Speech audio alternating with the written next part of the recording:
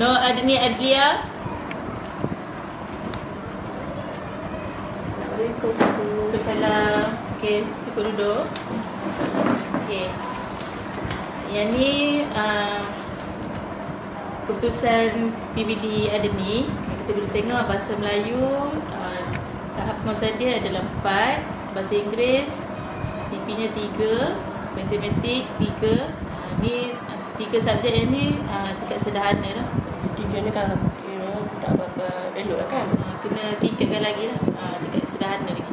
Okay, sains pun TP4, sejarah TP4, pendidikan Islam TP4, bahasa Arab TP3.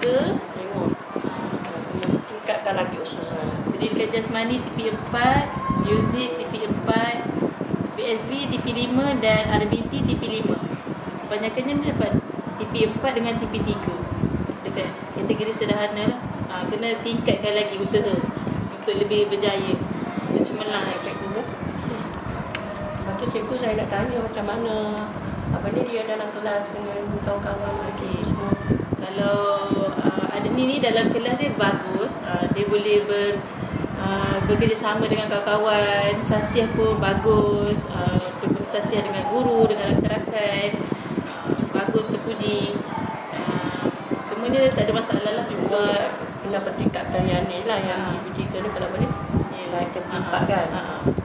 Kalau ada apa-apa. Okay, itu saja untuk ini. Terima kasih. Sampai jumpa lagi.